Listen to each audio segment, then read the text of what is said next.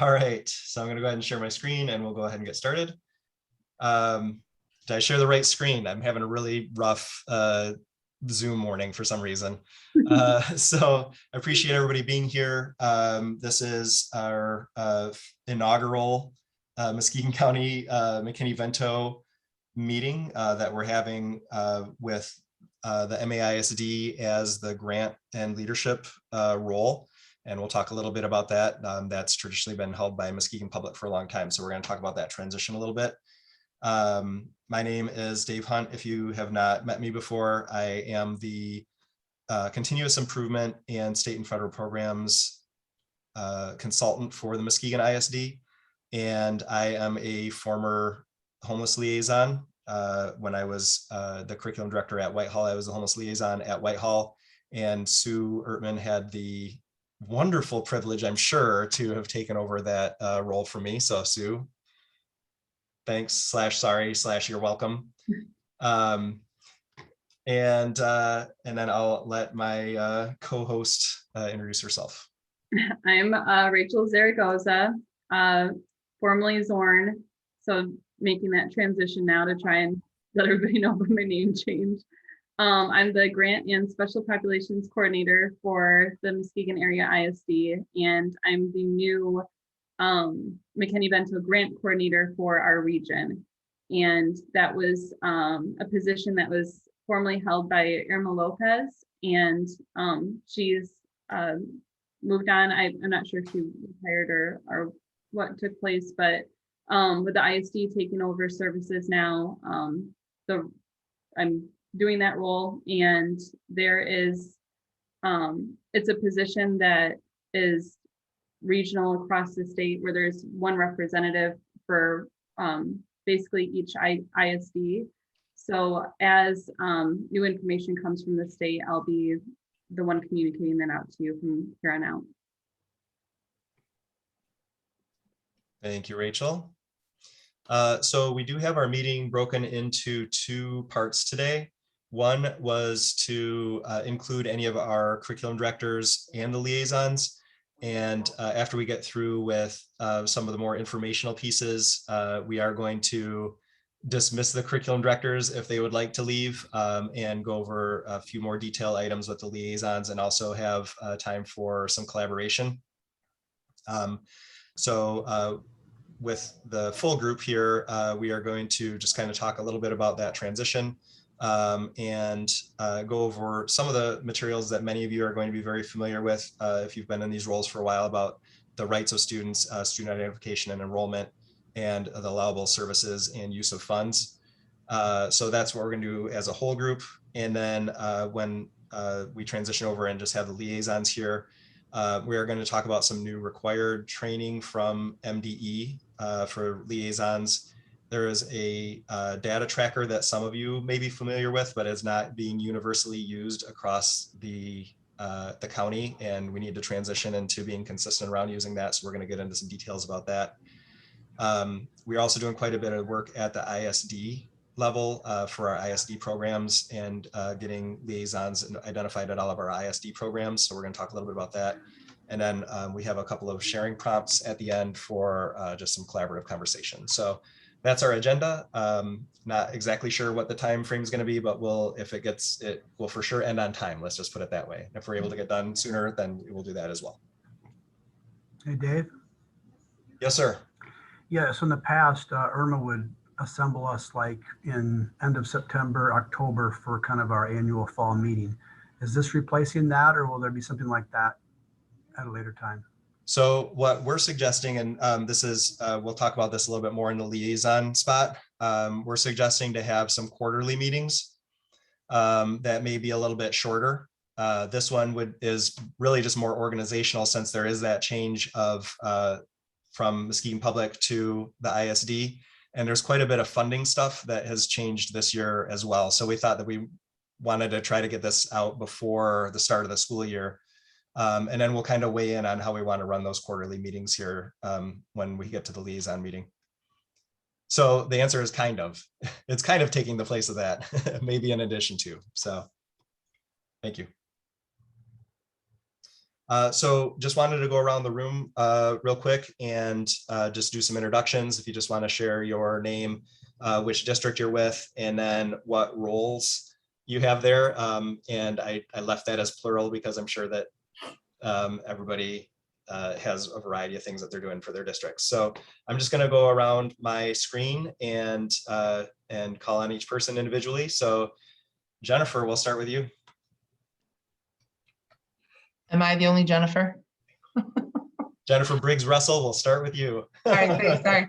I'm Jennifer Briggs Russell. I work at Mona Shores Public Schools, and I'm the Director of Special Education and Student Services, and Homeless Liaison falls under nice and neatly under that Student Services part of my role and responsibilities.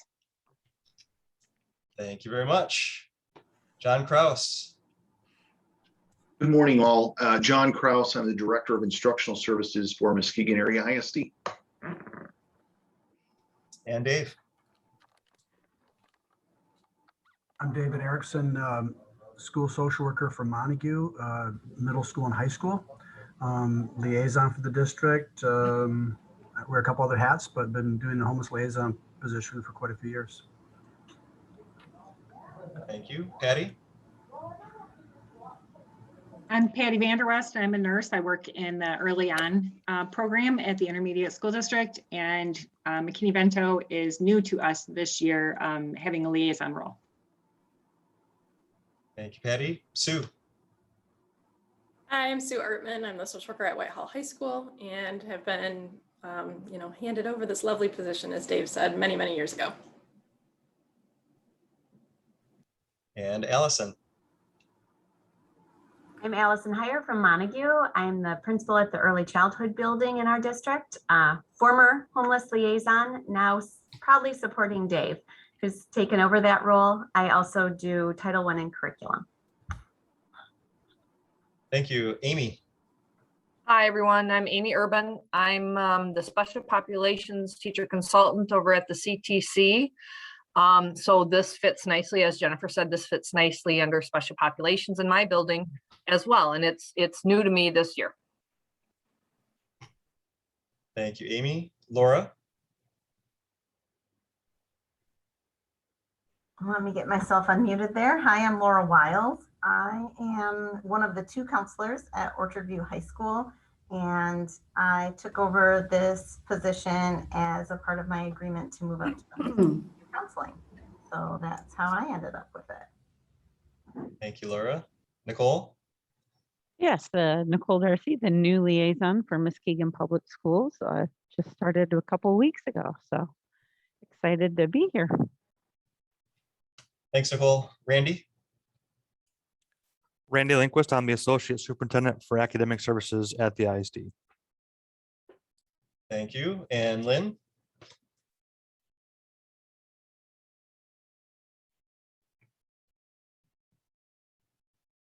Can't tell if she's trying to find the unmute button, or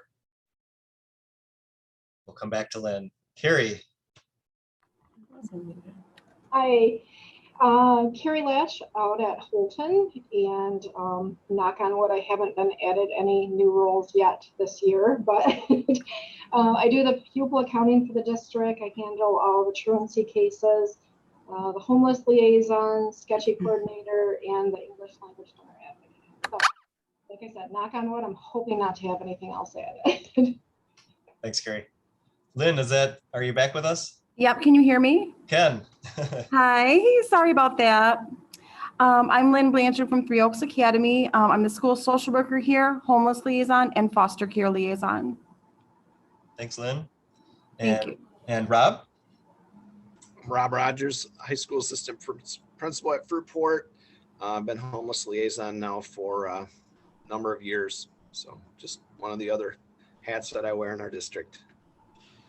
Thank you, Rob. And Andy.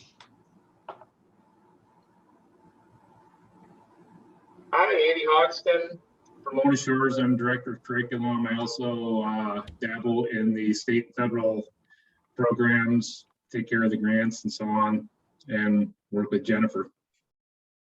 All right, thank you.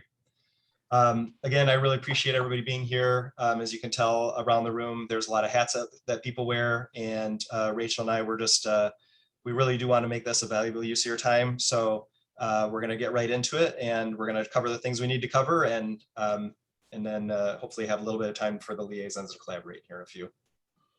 So one of the main reasons that we wanted to get together before the start of the school year this year is around that fact that Muskegon Public has transferred over the grant management and the leadership roles for the McKinney-Vento for the county over to the ISD. And Rachel and I are really sharing that role. Rachel is going to be really up on all of the grant management side of things. She's the one that's identified as the liaison in the EEM. So she's the overall liaison for the county.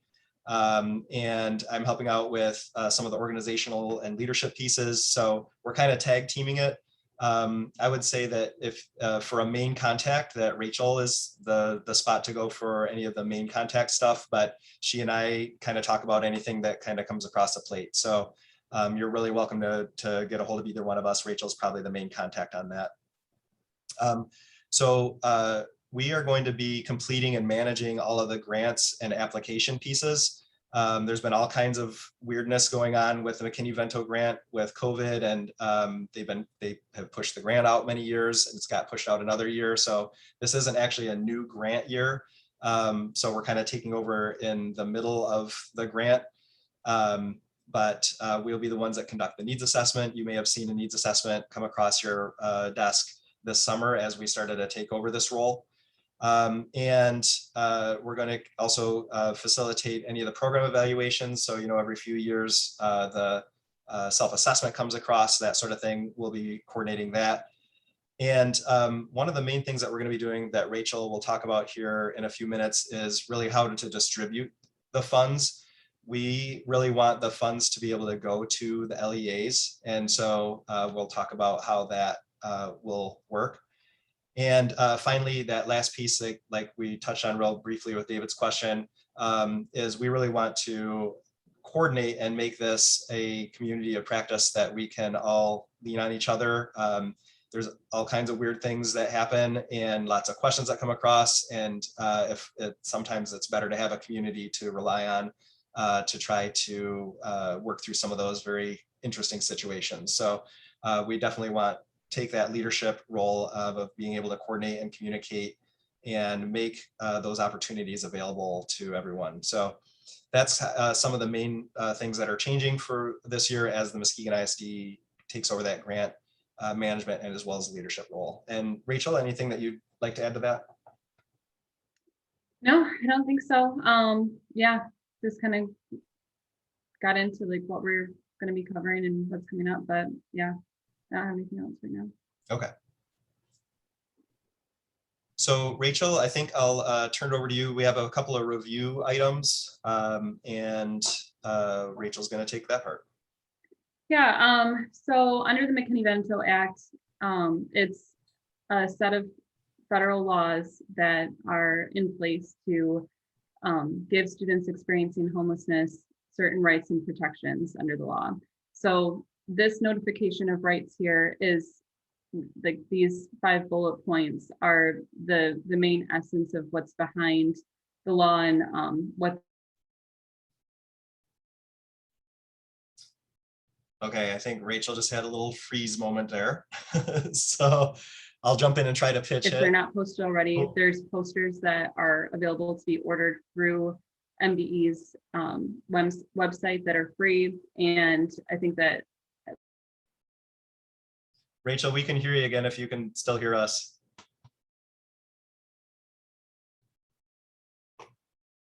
Okay, I think I'm gonna hit mute on her and we'll see if that freeze can come off.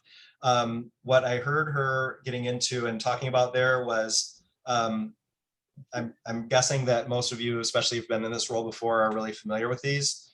One of the resources that we have linked off of the dashboard is to those online order forms and the mail forms if we don't have those rights posted. And there's a variety of different things that you can get from those order forms. So one of our responsibilities as liaisons is to be able to communicate what those rights are to the families. And the main way that some of the main ways we do that is through the posters that we put up around our schools and maybe around our school community. But also there's brochures and handouts that can be given to families when they enroll. And all of that stuff is all available through for free through these order forms that we have linked here. There's an online form where you can, if you haven't done it in a while, you can actually go in and just like hit add to cart and submit it, and they'll mail the stuff right to you. We tried that out this summer and it worked really well. And then there's also a regular mail-in form that you can just check the items that you want and mail it in as well. So I see Rachel was able to join back in. I don't know what happened. No problem. It's Zoom. Yeah. So yeah, I don't know what I've missed so far, but these are the main rights that are afforded to any student that's experiencing homelessness. They have the right to continue to attend the school they were enrolled in before experiencing homelessness, which is their school of origin. And under federal guidance, it's preferred that the student do stay in the school of origin if that's what's in the best interest of the student.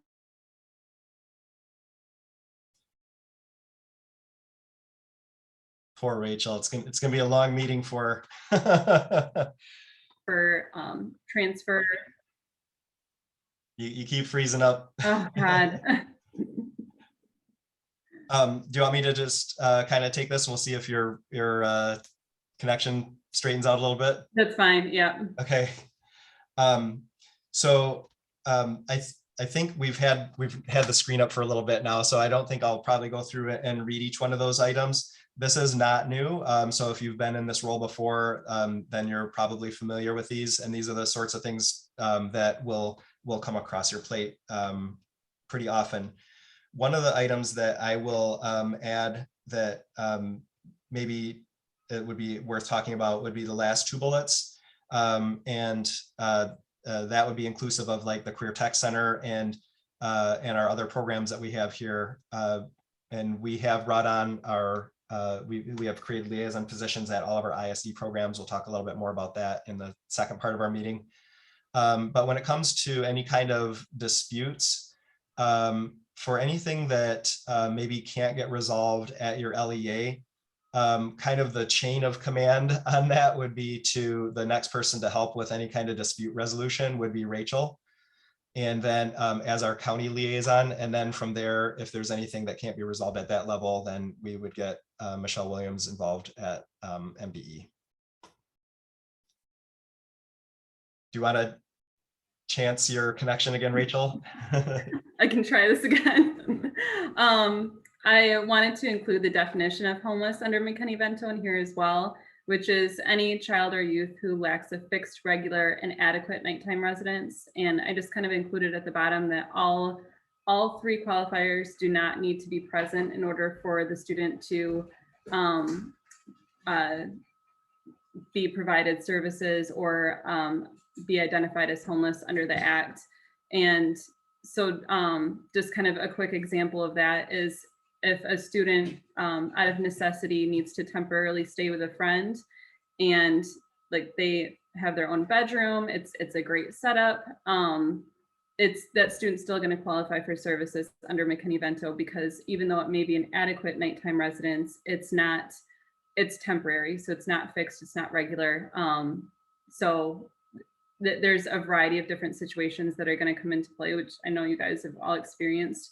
And but those are the three key words when we're thinking about if a student should be identified and qualifies for McKinney-Vento services or not.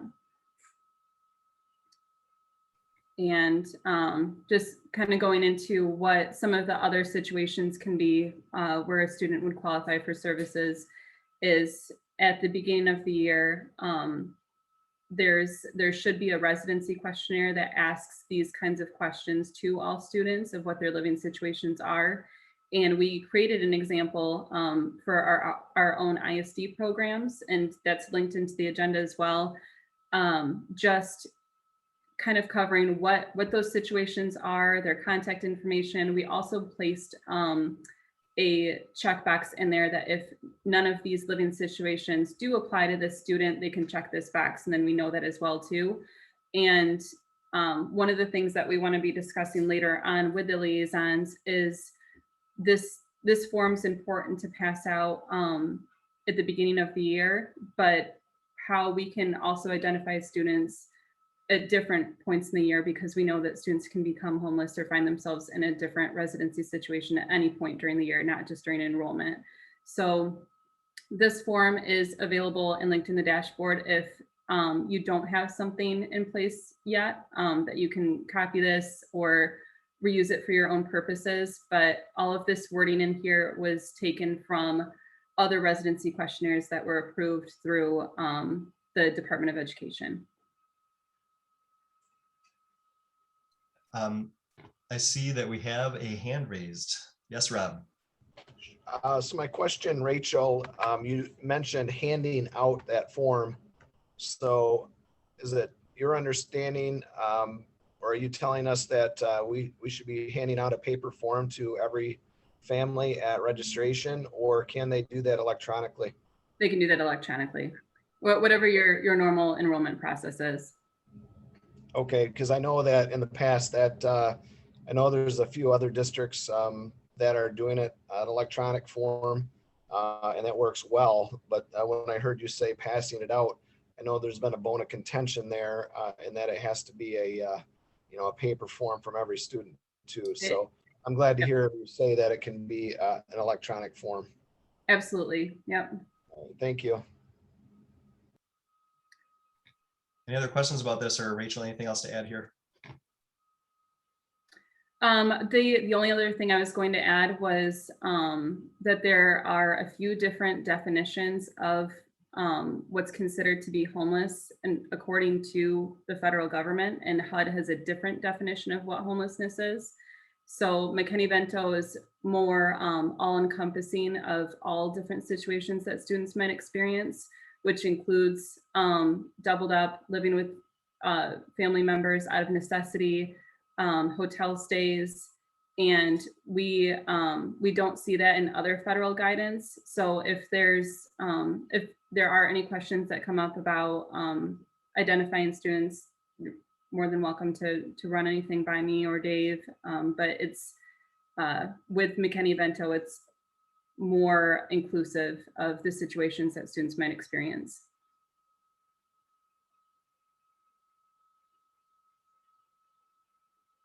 So I just kind of wanted to go over, we kind of identified a typical identification flow that might occur. And I think we all know that usually the situations that happen with homeless students are anything but typical. But just wanted to kind of have some sort of visual to share. And that might be easily understandable by people that are outside of people that have to work in this situation on a daily basis. So maybe kind of take it from that view. But basically, we administer that residency questionnaire during enrollment. And as Rob was talking about, that may be electronic, it may be something that gets handed out. And the students, if they check anything on those situations, that A through E situations that were on that enrollment form, then they will likely have the rights under McKinney-Vento. And the main thing that this is trying to enable for the students is we're trying to break down all those barriers for them to get their education. And so they need to be enrolled immediately, even if they don't have their paperwork, even if the situation seems sketchy and you mean, what do you mean you're living at, wherever. And so again, this isn't things that may be unusual to you, but it might be unusual to new office staff that are accepting these kind of enrollments, or registrars, or those sorts of things. So after the students are enrolled, the homeless liaison gets notified. And so whether you have a paper version of that or an electronic version of that, those processes, I'm sure, are either in place or need to get established. We need to identify those students in Power School. That connects to a lot of different things. It connects to our homeless funding for the county. It connects to our 31A funding for the county, or I should say for the district, for each of the districts. And so getting the students correctly identified is a really important step here. And then they would be able to receive any of the kind of special services that they might qualify for. So of course that might mean English learner services, it may mean special education services. They could attend special programming like the Career Tech Center. And I wanted to point out here the piece about if a student is identified as homeless and they attend a non-Title I building, so that's most of our middle schools and high schools in the county, although there are a couple middle schools and one high school. If they attend a non-Title I building, they're eligible for Title I-like services. And so, so there should be a really solid connection between the homeless liaison and whoever runs your Title I program. So if, let's say you're at the middle school and you don't have any Title I programming at the middle school, you have after school tutoring or during the day school tutoring at your elementary, that middle school student at the middle school would be eligible for that same sort of service. And we actually have to set aside Title I dollars to provide that. So your Title I folks know this, they can't submit their applications without setting aside Title I dollars.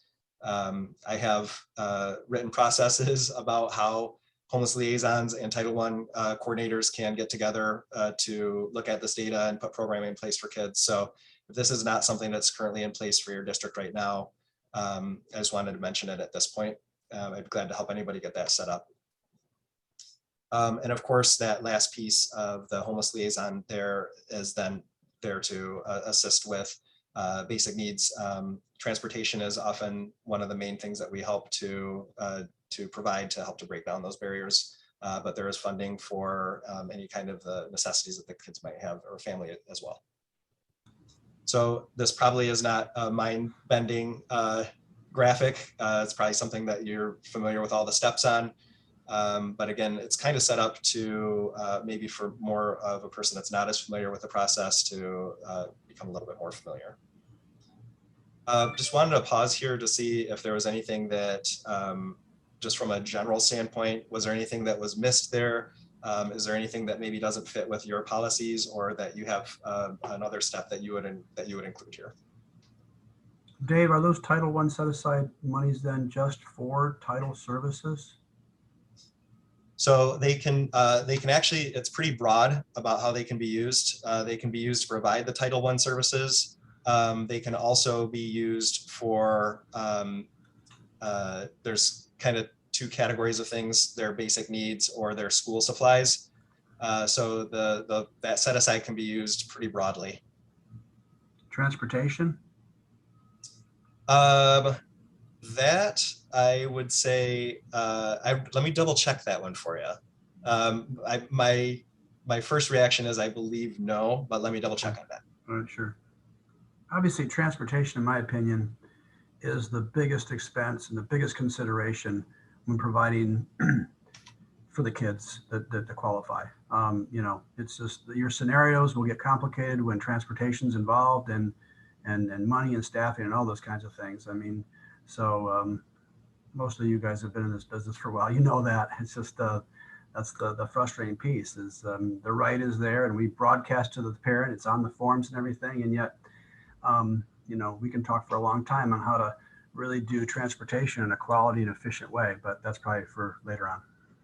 Dave, I just, we have always applied for transportation, and, you know, Dave, you're probably tiptoeing to make sure that we've not been in violation, but we've always used set aside money for transportation, and it's always been approved as a separate line item in our Title I set aside budget. So good. Unless there's been a change since last year, I'm confident that's still acceptable, but it does require a strict log by, you know, a strict log by your transportation and or if you are giving gas cards, it can only be for gas, and that's the only thing they can sell. It's not like you just give them free reign to go, you know, with a gift card somewhere. It has to be strictly for gas only, is what Shelley Patton has advised. But I would appreciate an update on that just to be sure we're in compliance. Yeah, I'm guessing that you are. I always just like to double check because as soon as I answer an allowability question about Title I, it seems like the rules have changed. So I will double check that and get back with the group in our next communication. Thank you. Any other questions so far, or any other input on the graphic?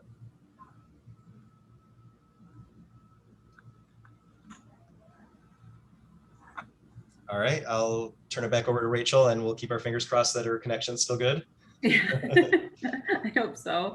I just wanted to briefly go over some of the things that the ISD is planning on doing this year, as well as fund distribution and how that's going to look differently from how it's been distributed previously. With the 2021-2022 school year, a few months ago, we distributed a basic needs assessment survey that went out to the liaisons that we had identified thus far, and curriculum directors, and just asked for some feedback on how programming has been going in your district so far, and what are some of your needs and what we can do to best address those moving forward. And some of the feedback that we received from that needs assessment was the need to meet more frequently as liaisons. And so once we get to the later liaison portion of the meeting, we're going to go over setting up quarterly meetings. There's also a need to connect more with local agencies regarding the services that they're providing, what the populations that they serve, and how we can better connect with those and get our students sent out to the right services and the right resources when needed, and also be able to provide more resources and guidance as situations come up through the year, and hoping to be able to build upon that. We want to be able to, I know that there was a resource guide that was available a few years ago that needs to be updated as far as what services are provided in the county currently and what we're able to do as an ISD. So we want to get those things updated and be able to get that information out to you, so that when immediate needs arise, we're able to address those quickly, and we know where we can send students when needed. So those are a few of the focuses that we have going into this next school year. And the needs assessment is something that we'll be distributing each year. It's a requirement through through our self-assessment and as we run this program, and we want to make sure that we get your feedback. And so whenever you see that come out, just be as honest as possible. We want to make sure that we're doing what we can to get you the information and the resources that you need. So with the McKinney-Vento grant funds, this is the base funding that's distributed through MDE each year. This is something that we're going to be using in a different way moving forward. We want to be able to set up an allocation for each district based on your student counts. So we're going to look at the last 2 years of students that were identified for 1920 and then 2021. And whichever count is the highest, we will set up a per pupil amount and distribute that according to the student count at each district. But instead of communicating your needs to me, you'll just know what your allocation is, and we'll have documentation of allowable uses of funding, and you're able to use that funding in whatever way you see fit or is necessary for your students, and then you'll request reimbursement to the ISD from there. So we have a form that's linked into the agenda as well, that it's going to go through some of the reimbursement processes. And at this point, we don't have updated numbers yet from MDE of what the allocation for Muskegon is going to look like yet. So I won't have numbers just yet. So that will be coming out soon. The other issue that we're facing right now is without Nexus in place, there isn't any way to actually distribute the funds. So if you were to request reimbursement for something now, we can't get it paid out to you until Nexus is available. So at our last meeting, they were looking at end of September, but you know, we don't know what that's going to look like yet. So once that's available, once the funding is in place, then I can get those numbers out to you. And what that's going to look like is just, it's meant to address the immediate needs of the students facing homelessness in your schools. So I guess if you want to go to the next slide, Dave, these are some of the things that can come up that this funding can pay for. It's very flexible and it can address a lot of one-time expenses, like including air mattresses, glasses, inhalers, graduation attire, like a lot of different things. And we want that to be accessible to you guys, that you can use it when you need to use it. And we will reimburse you for that instead of requesting it from the ISD and then we purchase it and then we deliver it to you or whatever. We want you to be able to have that flexibility to use it when you need to use it. So the other part of this is, since it's just going to be used as needs come up, there isn't a budget that's required for it. So it'll be a little bit different from like Title III, for example, where you would have a budget that you'd submit and get approved. There won't be any of that. Just if there's something that's not on this list or something that comes up that you feel is necessary for a student to have so that they can be at a level playing field with any other students that are at their district, I think everything is open for discussion. So, and if it's something that's, I don't know, that I haven't heard of before or somebody else hasn't heard of before, I can always run that by MDE too. So the main uses of these funds are these addressing these immediate needs. In addition to that, it's also used for stopgap transportation, which will cover, it's meant to cover a few days worth of transportation until a more permanent solution can be in place for the student. So if the student isn't able to get to school, or if we're in a position where there may be in a different district and transportation needs to be organized so that they can get to their school of origin, this money is available there for gas cards or Ubers or the new MATS van, so that they're able to still get to school until a more permanent solution is in place. I did want to bring up the MATS van too. I don't know if you guys have heard about that yet, but that's new this summer with Muskegon.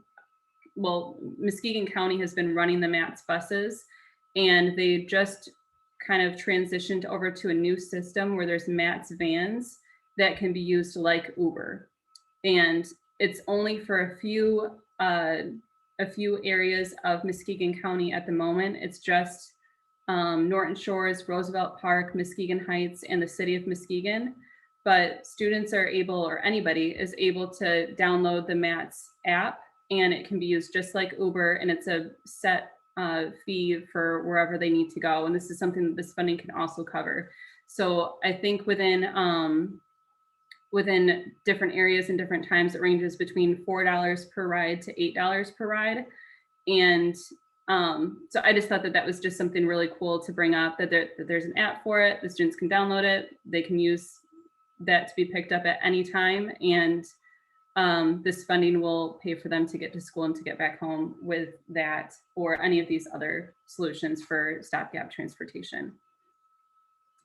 Is there any questions that I can answer about distributing funds or reimbursement or allowability that anybody wants to bring up right now?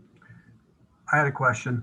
Mm-hmm. So are these additional funds from past years, and you have any idea what the per pupil per diem is? I mean, in the past, typically what we get from the county coordinator was a box of school supplies that probably wasn't worth more than $30. This sounds like some additional funding.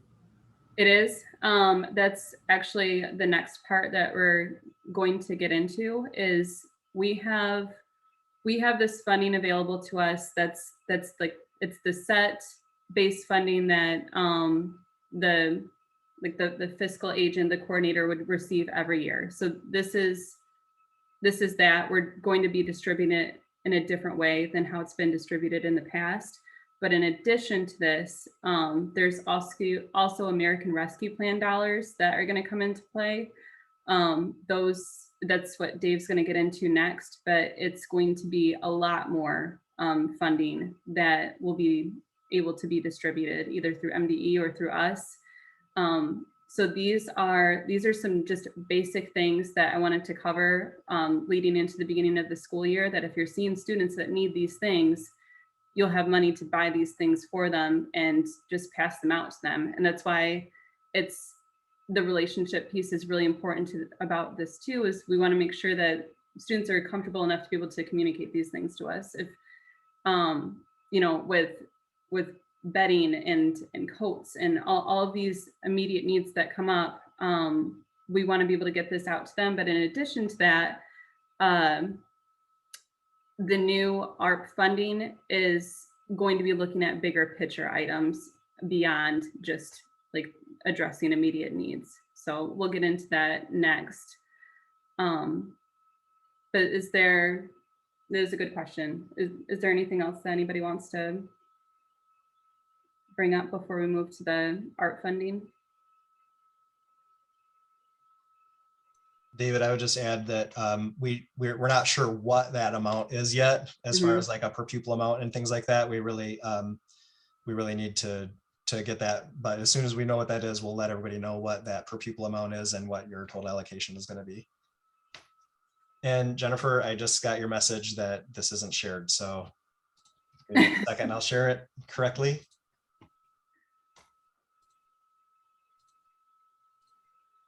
All right. That should help. Okay, are we ready to move? So that's the basic funding. Now, one of the reasons we want to have this meeting is there's going to be some significant additional funding coming through the American Rescue Plan. So I'm going to kind of go over this. There's a lot of unknowns with this, but we wanted you to have as much information as we had. Anytime you see ARP, it's the American Rescue Plan. And so they're planning on 2 additional allocations coming out for around McKinney-Vento. And so we're going to call those Homeless 1 and Homeless 2. And it starts to get a little complicated. So just keep in mind 2 additional allocations coming out, Homeless 1 and Homeless 2. And that those Homeless 1 funds are going to be distributed to the grant managers, so us at the ISD, and then they'll get distributed out, and I'll talk about that here in a second. The difference with Homeless 2 is that is going to be distributed directly to LEAs, and they're going to base that off of your Title I counts, and also they're going to base it off of your Title I funding formula, and kind of a blend of that and your homeless counts. So the ARP, the Homeless 1 is going to flow through the ISD like our normal funds, and then Homeless 2 is going to get distributed directly to LEAs. So a little bit more about Homeless 1. There are 2 distributions of Homeless 1. Okay, this is where it gets a little confusing. And the distribution 1 is basically going to be a lot like our normal homeless distribution. So we're thinking that we're going to probably get the same amount or a similar amount of Homeless 1, distribution 1 that we get for our regular McKinney-Vento grant.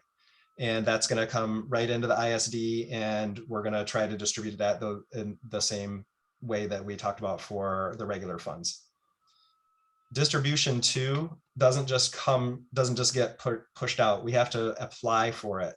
And so they're asking us to think of, are there some larger kind of activities that we want to fund? Do we want to bring in some presenters? Do we want to fund other big ticket items? And we're not going to get enough to do something like build a homeless shelter, but like if we did, that would be the sort of thing that could be used for. So, but there's going to be invitations to apply for those funds. So the distribution 1 just comes right in like regular homeless grant. the distribution 2, we would have to apply for that. And I think we'll likely want to work with all of you to say, what are the big ticket items that we want to apply for, you know, whether it's training or something else, you know, what are the things that we might want to apply for to try to bring into the county. Rachel, anything that you'd add about the homeless 1, distribution 1 and 2? No, I think just the only thing I would add is that's kind of why there's a pause right now in getting those allocations out to you guys, because we're still waiting on what this first distribution is going to look like that's coming to us, as well as just some of the other logistical pieces with Nexus. So we're waiting on all of this before we can, we don't want to just kind of guess at this point. We want to make sure that you guys have accurate numbers. So while all of these unknowns are taking place, it's just going to take a little bit of time to get that out. So homeless 2, this is the one that's going to be actually distributed directly to the LEAs.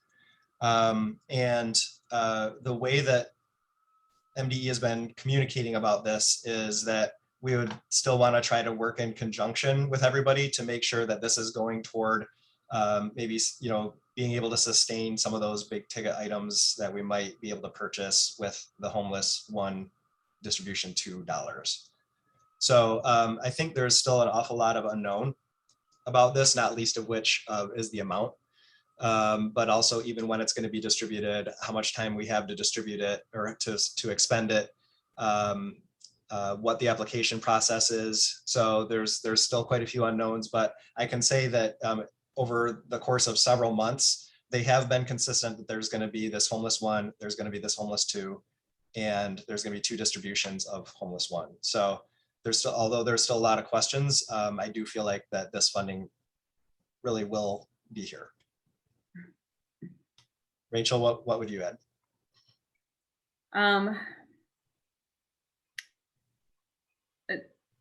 Yeah, there's different things that we've been hearing around the state about when this money is going to come out, but I would just add that, yeah, we just don't know yet. There's a lot of different approval processes through the state before it can be distributed. So that's kind of the phase that we're in right now, is everything still going through approvals through the state. And once we know more information and when this money is going to be released, we'll update you for sure once we have more clarity on what's going to happen. So any questions about this nebulous concept of ARPA before we move on? If you're scratching your head a little bit, then you're in good company with the rest of the state. So, but there's going to be some additional funding coming. We'll all be in good communication about what that means. Laura. Yes, quick question.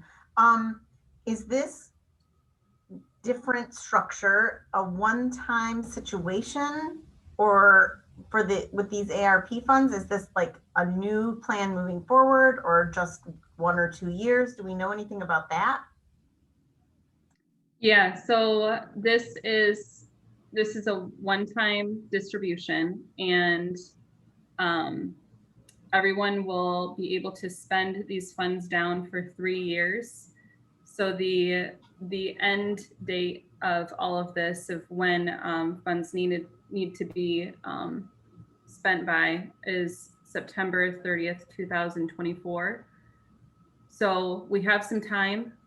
This isn't just something that needs to happen within this school year, but we definitely want to start making some plans for how we can use these funds equitably, and the way they're talking about it around the state is if you've had ideas, if you've had things that you've wanted to do and haven't had the funding or the resources or the positions in place to be able to serve this population of students the way you've wanted to, that this is the time to start thinking about those things. And I did ask if there, I know we all wear a lot of different hats, and this funding can go towards just a solo liaison position in your districts as well, or a part-time position, or we don't know what this money is going to look like just yet, but it's for homeless 2, it's $13 million that's going to be distributed around the state. And it's based off the formula that Dave was talking about, where it's 50% Title I and 50% your student count for 18-19. So with that amount of money, you know, we don't know what each district is going to get just yet, but just keeping that in mind, to start thinking about some ideas of what this can be used towards. And as far as I know, I believe it's going to come in one lump sum, and it can be carried over for that next 3 years. So you would just generate a budget at the end of like the following year for what your carryover is going to be, and then you can carry that on to the next year until 2024. Rachel, did I hear you right about it could be sizable enough that it could be used for homeless assistant staffing? You know, you say a single, what do you mean by single liaison? Like that would be one person's, that would be like a singular job for a person because there'd be that kind of money? That's what's being discussed. Again, we don't know for sure, but that's a possibility depending on how much funding each district gets. So, and I would be worried about the sustainability of that. You know, I mean, after the funds are gone, they're gone. Sort of like what Laura brought up. This is one-time funding. So while it might be allowable to do that sort of thing, you just have to kind of ask if it's a sustainable thing too. The idea was to combine this money with Title I and ESSER to create something more sustainable, at least for these next few years, and then we'll see what happens after that. The other part of this too is that the state has to set aside a certain percentage of these funds, and it was said that depending on what MDE decides to do with it, they may release more funding later on down the road. So we don't know anything about amounts yet, but positions are something that would be allowable. And I just wanted to mention that because it's generally not with a lot of our other budgets. A lot of these expenses have to come out of general fund, and this is a situation where it doesn't need to be a general fund position, that you are able to allocate these funds to part of a position or whatever you're able to do with it once the money comes out. Okay, Thanks, thank David. you. It's pretty exciting. All right. Wanted to get a little bit of input from everybody. Rachel and I looked into safe schools. We're talking about training for like front office staff and building administrators. We looked into safe schools, and I don't think that's a route that we want to go. One, the training really wasn't specific enough, in my opinion, in the safe schools. It was pretty long. It was about a half hour long. And if it's like anything else that's in safe schools, nobody's going to pay attention to it anyway. So we wanted to see, we made a presentation for front office staff and for principals. I'm not going to go over both of the presentations, but they're both linked in our in the agenda. I'm just going to show where that's at. So this piece here where it says front office staff presentation, principal or administrator presentation. We wanted to just have a little conversation around, we know that front office staff is just key for this identification piece outside of the normal enrollment periods that, you know, at the beginning of the year and things like that. And I'm guessing that some of you already do some sort of professional learning with staff, with front office staff, with administrators and things like that. So one, if you'd like to, you're welcome to use either of these resources, but also just wanted to see how else could we be helpful with this? We were saying we could do a quick video recording. We could make a short 10-minute video recording of it that we could send to you, and you could then send it to the people that you thought it was most applicable for. Or you could just use the presentation for your own purposes and getting people trained up. But the thought of trying to get all of the principals together to give them this information, or all of the front office staff together, it's just not going to happen. And so it kind of has to get distributed out through the liaisons. And so just wanted to see if there's any thoughts on, you know, are there any other ideas about how to get it out other than you go and do it yourself, or Rachel and I record these just as real quick 10-minute trainings that could then be distributed. And if we did distribute them, we probably still distributed them through you, so that it was a personal invitation to view those pieces. So just wanted to open up to see if there's any other thoughts about how to get some training about this to staff. And that's not to say that you may not already be doing this. This is just maybe an additional resource for that. But anybody want to weigh in on some thoughts there? Is this a good idea? Is this enough? Are there other ideas about how to get that information out?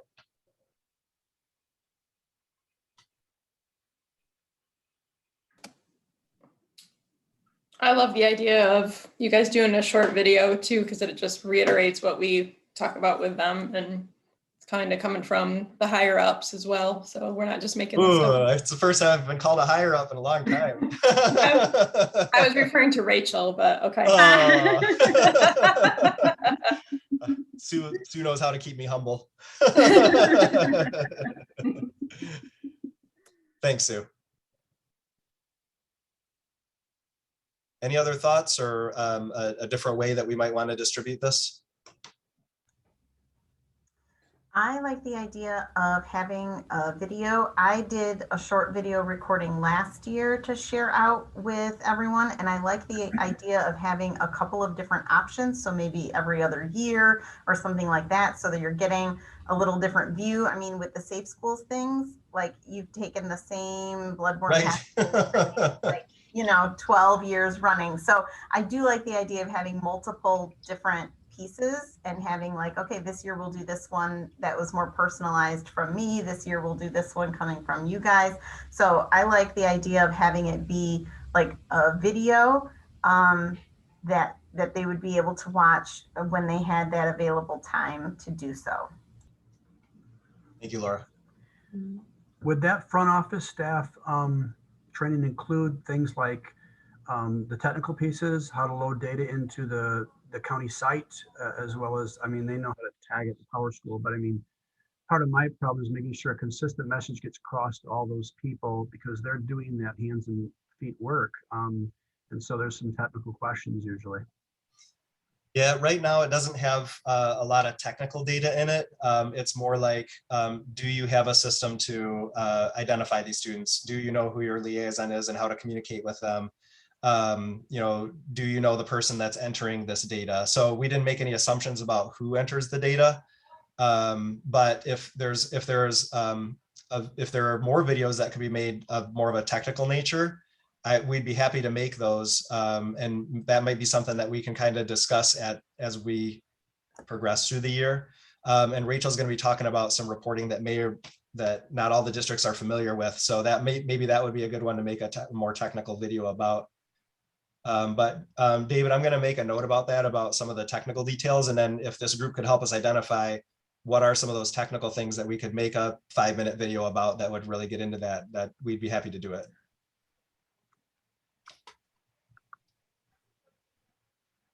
Any other thoughts?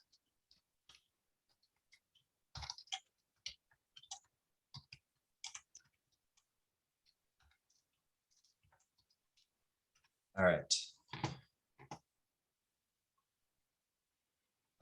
So this is actually the last slide that we have before we dismiss our curriculum directors, and then we have a shorter time with the liaisons afterward to kind of wrap things up. But the first, we really wanted to include our curriculum directors or any of the administrators that are here, because as our liaisons will attest, this is a very time-consuming role. And there are many responsibilities, and a lot of times people might just think that it's just this compliance responsibility and somebody's just got to do it. And it's very time consuming. It's very relationship driven and relationship oriented. not just with the students and their families, but also with the staff to make sure that they're getting up to speed on what they need to be doing. So there's an awful lot that goes into it, and we're not going to go through all of the responsibilities, but I just wanted to let everybody know that they are linked here. I would really recommend to the liaisons to work with whoever your direct supervisor is somewhere in administration to review those responsibilities with them so that they understand what kind of time commitment that is going into this. It's significant. And but to really review those responsibilities and just kind of to talk about where and how that works into your day to complete those responsibilities, the ebb and flow of it. It's not like you can say, well, I'm going to be the homeless liaison for the first hour every day. Like there's always this ebb and flow. You know, you might end up spending a whole day on a situation and then not have to deal with something for a week. So I really think that being open with whoever helps to have expectations around your time to help to communicate with them about what it means to be a liaison. And so this link that's in here, this came right from the national toolkit, and it actually pulls the language out of the actual ESSA language out. So you can really kind of dig into what are those 10 specific duties. And I highlighted the key word that's in each of those duties, so that it's hopefully not too wordy. So, you know, you can say our first duty is to get the kids identified. Then we have to get them enrolled, right? They need to get access to educational services. So hopefully this would kind of help to kind of communicate what some of those responsibilities are to. So often, I mean, administration has many hats to wear, and they're not going to be knowledgeable about all of these things. So that's just a recommendation to hopefully make your lives a little bit easier. And the reason that we bring up kind of time allocation is there are 2 items that we're being asked to do through the state. They have a new training that is video-based training that they are requiring for all liaisons to take. And initially we thought that it was going to be about 12 hours to get through it. It's looking like it's taking more than 12 hours to get through it. And so this would be something to try to think about within the context of your role. How could that be accomplished? And it can be done in bite size. So it's not like you have to allocate a day and a half right off the bat. You could take a module a week or something like that and kind of work through the whole thing. You know, we've at the ISD, we were able to get permission for our liaisons to do the training on their own time and get reimbursed through like a Schedule B kind of situation. So we're going to go into the details about how to get signed up for that with the liaisons, but we wanted to mention it when there may be some administration here to know that there is this training. Time's going to need to be set aside within the school day for our liaisons to be able to complete that training, or there may be alternate ideas that you have about compensating them outside of their normal work time to get that completed. So definitely wanted to just bring that up while we had administration here. The other piece is that there is a student data tracker that has been available for a little while in the state. It's not being used consistently across the county, and it needs to be. So we're going to go into that as well. And I think, as David brought up, it might not just be the homeless liaisons that are entering that in. And so that may be something that could be delegated or shared to somebody else, but we just need to make sure we have a system set up to do that. And then Rachel will go into that in a little bit more detail in a bit. So I saw a couple of questions came across in the chat. Let's see. Question 1 was, using the homeless, could that be an option for the homeless 2 funds? Jennifer, could you clarify that? Yep, you said that you guys did kind of a Schedule B at the ISD. And for all the LEAs, I'm guessing that probably won't be as easy of a thing to finagle with as many different district contracts. So I wondered if that's something that could be included in that homeless 2. Rachel, what do you know about that from your meetings? I think if the training needs to take place outside of contracted hours, I don't see why a stipend or something similar couldn't be paid out. But as we really haven't gone into it that much though. I anticipate if it's towards homeless programming and services, that it's something that would be eligible to be covered with these funds. But it just depends on like time and how Right. your time's allocated. But, Right. And then do we know how often, and I think this is kind of related to the next thing in the chat. Do we know how often liaisons have to go through this training? We had a really long one with Kickstand a few years ago, and just wondering about that. So it should just be this one time. Until they change the rules. Yeah, until they change it again. I think this is probably pretty similar to what a lot of you have already completed in Kickstand, but it's a condensed version. And what I like about it, I have heard stories about the other one, and I think, yeah, the other one was just years long and took forever. And this one is still long, but it's condensed. And what I like about it so far going through this is that there's a lot of resources that are very readily accessible and organized by different categories of things. So I had just spoke with somebody the other day about unaccompanied youth, and there was a really nice like flow chart that was in there that was able to be used, and I could communicate with her more about how students are identified like through this flow chart and videos. So it's nice to just have just as a refresher for different topics that come up also, but it's supposed to be a lot shorter. And from what I've gathered from MDE, that they are starting a new database of the liaisons in the state. And so you have to go through this training in order to then be like identified as a liaison moving forward. And do you have a deadline? Do you know when we have to have it completed by? That's something that we were going to talk about.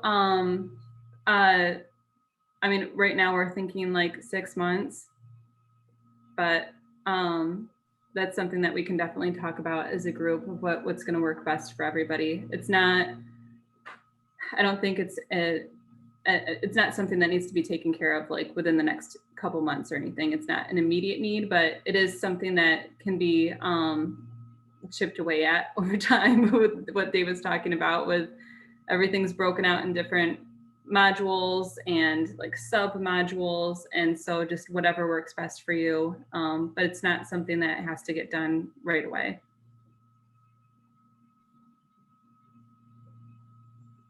And I do think, Rachel, it might still be worth bringing up at the maybe your next meeting to say, you know, if someone, like I'm talking, like I see Laura's message where she literally just completed the Kickstand last year.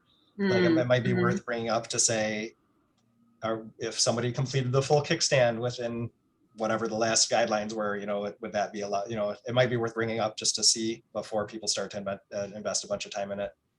Yeah, absolutely. Would you be able to follow up with Michelle about that? Yeah, yep, Okay. I will. Yep, and I'll get back to you. I'll get back to you guys about that. Okay, so unless there are any other questions that we need any of our administrators or curriculum directors here for, we're going to wrap up this part of the meeting. So I'll just pause to see if there are any, is there anything that we need to address there before we finish up with the liaisons?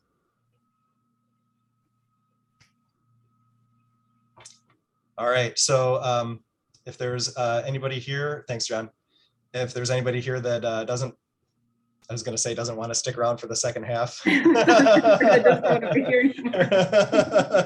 I'm not quite sure I can make that statement. We were hoping to take a little break. The first part did take a little bit longer than we thought. We do want to be done by 1 o'clock, or is everybody okay to just kind of power through here the last 20 minutes or so? All right, thank you. I'm seeing some nods, seeing some thumbs up. All right, great.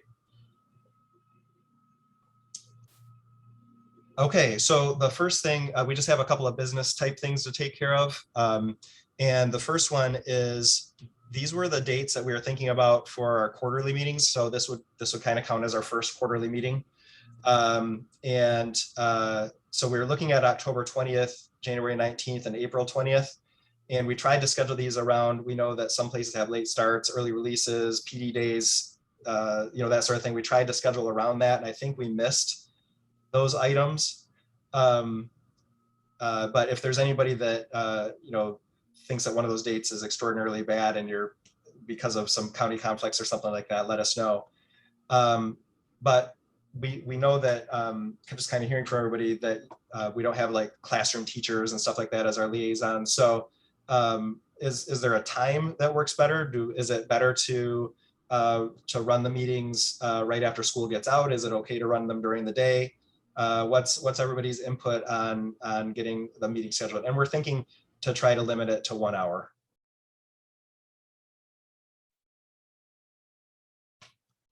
So 11:30 to 12:30? Okay, kind of like a middle of the day time Well, frame. no, I was asking you. Yeah, Oh. sorry.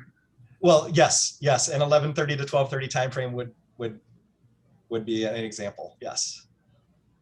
So I guess we're just trying to get some input on, do we want to, is a during the day one good? Do people have, don't want to try to schedule something for during the day? They want to make sure that we do it outside of school. We could do it right at 2:30 or 3:30 or 3 o'clock. 2:30, 3:30 works fine for me. I worry about end of day. That's hard for me. I have a ton of meetings, lots of other meetings that happen after school. Yeah. Special ed meetings with parents and teachers. Yeah. But I mean, we can try to make it work. 2:30s for a start time is okay, maybe. So we just have to schedule at a time that there's no student crisis, right? We can send out a memo for those days. I would prefer morning. I can do a morning meeting and then get back to my building, and that usually there seems to be fewer crises at 7:30 a.m. but I don't know what everybody else's schedule is like. I can make that work too. I just could not do that on Tuesdays ever. Okay. Why don't we maybe we could just put out a doodle or a quick survey to the group to say, one, did these dates work out for you? And then we could put a couple of time frames that people could indicate that either, they could make that work, or what we're basically looking, can you make it work? It might not be ideal for everybody, but we'll have some pieces on there, maybe give us some options. Does that sound like an okay plan? Rachel, I'll add that to our to-do list. Yeah, that sounds good. Okay.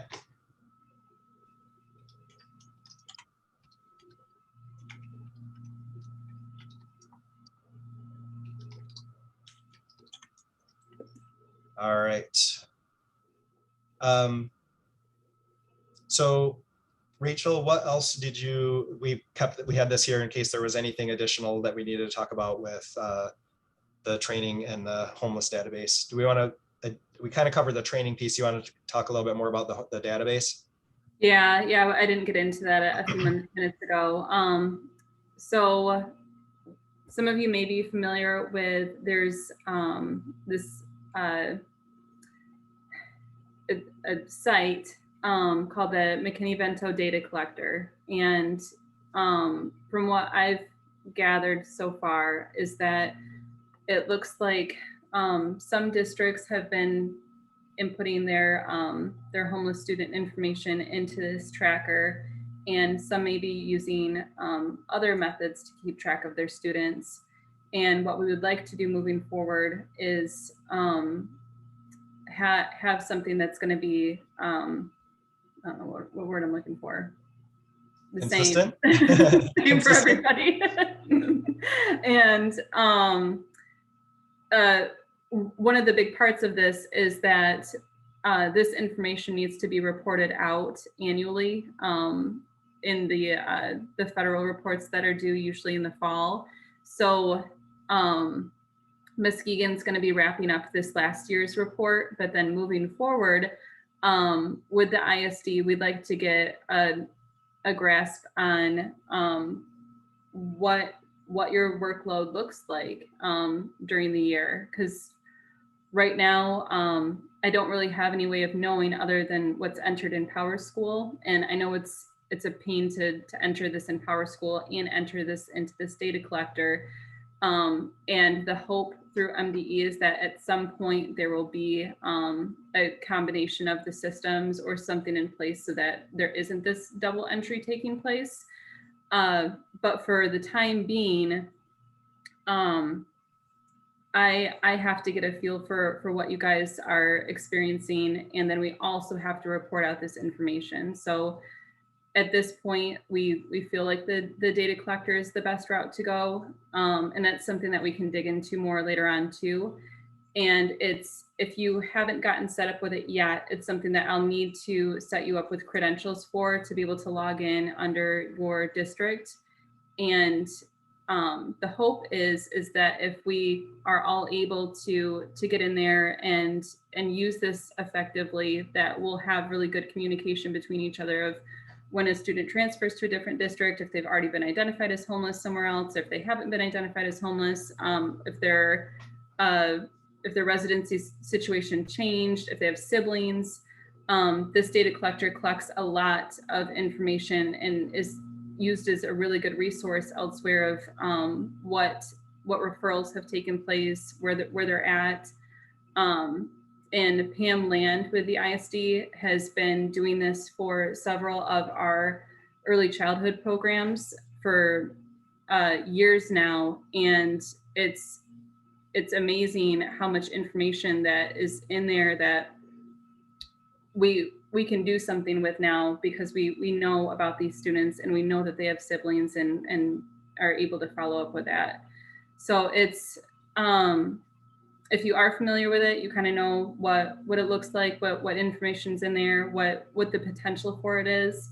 And if you're not familiar with it yet, let me know and I will send the credentials out to you. This is something that's run through Kickstand currently. And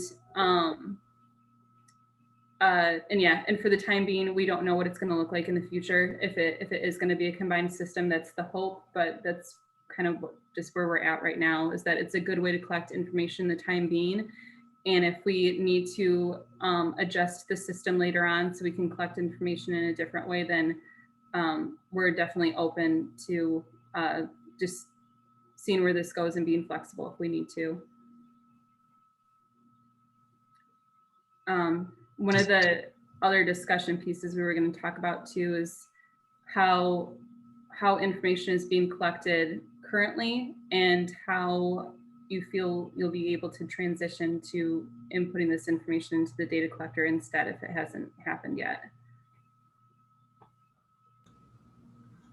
So that's kind of brings us to like our last piece was just a little bit of collaborative sharing. Oh, we did have one other thing. Sorry, David, I saw you just unmute. Did you have a question about that? Yeah, I was just saying that, this is, it's one thing to input some initial data, right, into a database. But the key really is having the time and the discipline to be able to put information on an ongoing basis. And I think that's what this database is designed for. That's probably what we're lacking the most. Again, that's making sure you have all of your helpers on the same page, or if there's one point person that does it.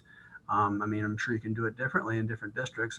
That's good conversation as we meet about how to do this effectively. It looks like we're moving toward that. But the key really is to make sure that, you're using the tool effectively and it's not just the initial input. Right, right. This is the one that Karen Roy out of, Osceola, she was our go-to person for training on this when we worked with Irma. Am I right on that? Yes, yep. And Karen has retired.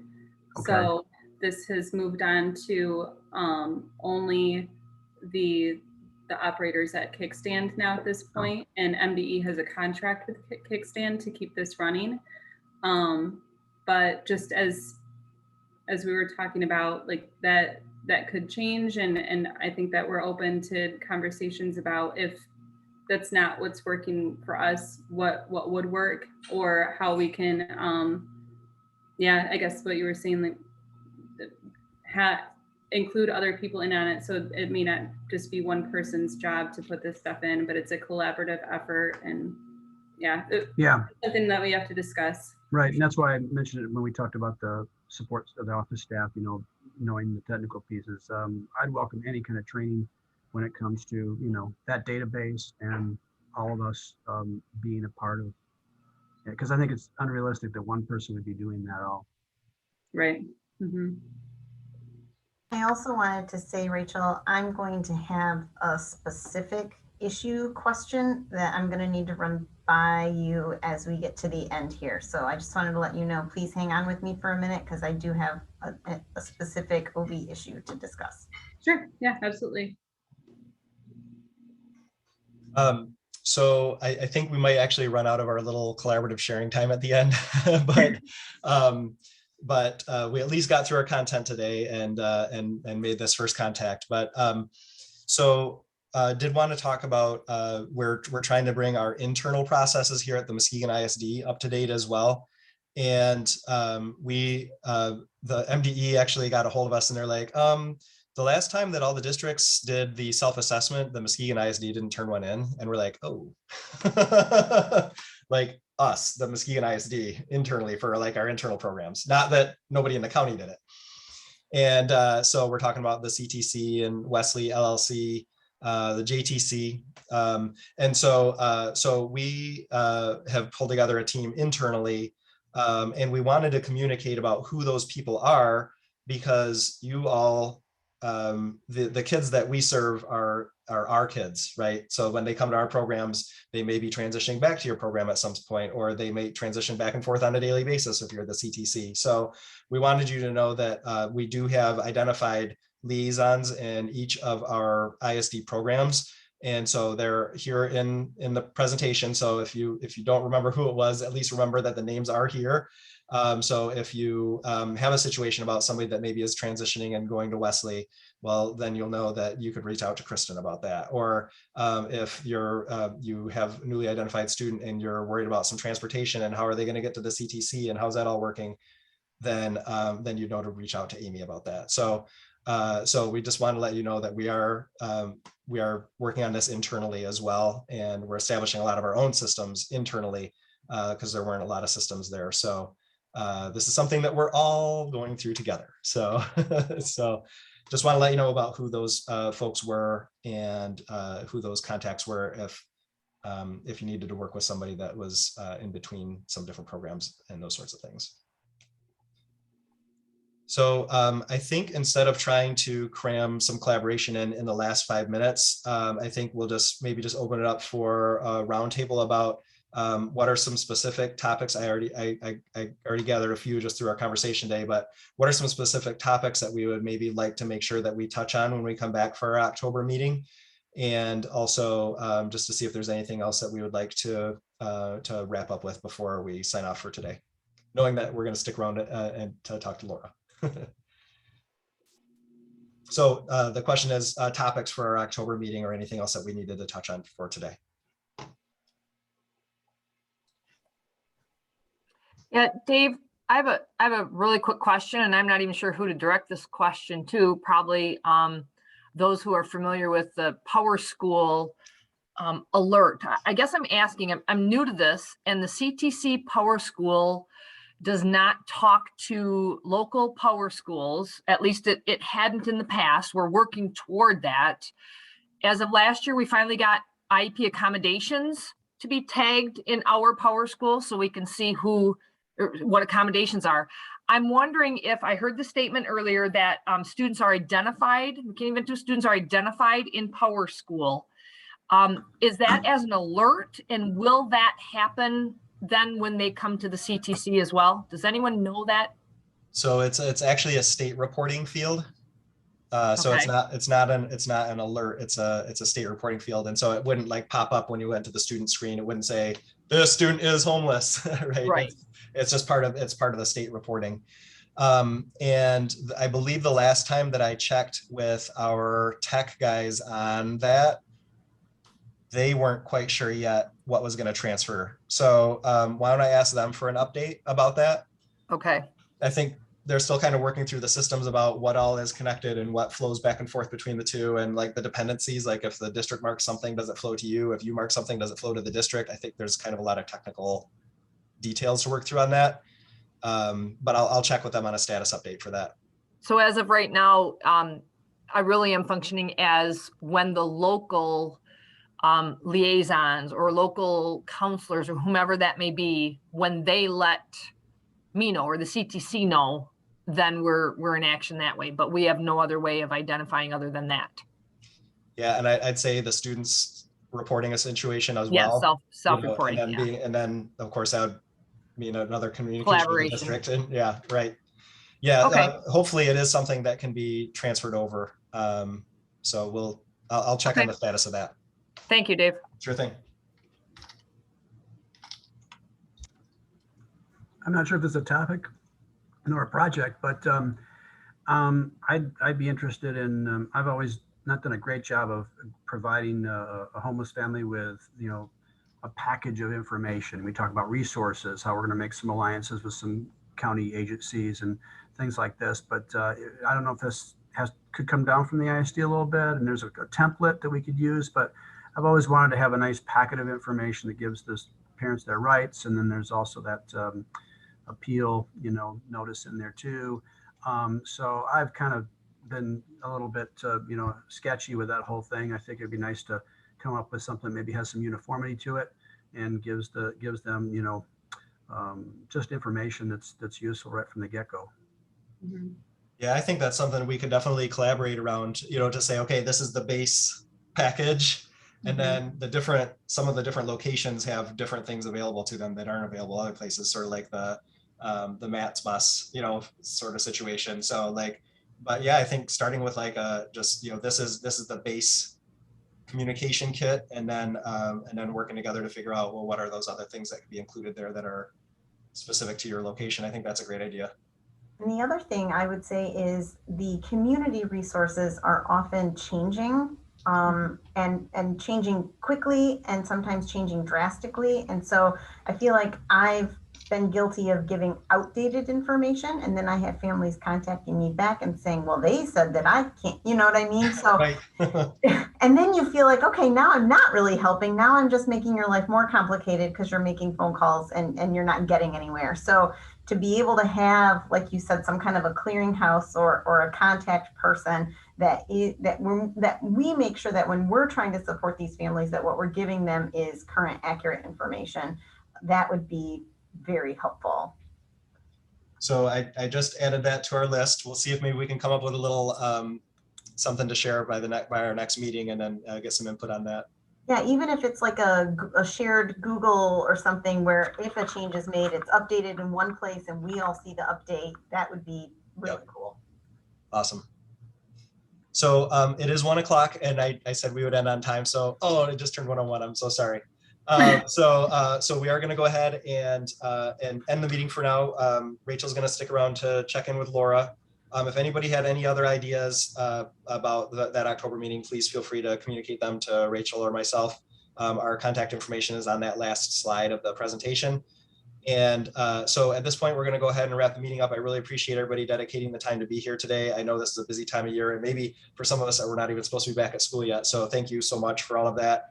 And we will get the communication that we discussed today out as soon as possible. So thank you, everybody. Really appreciate you being here. Yep. Thank you. Thank you. Thank you. Bye, everyone. Thanks, Dave and Rachel. You got it. Nice to see you all.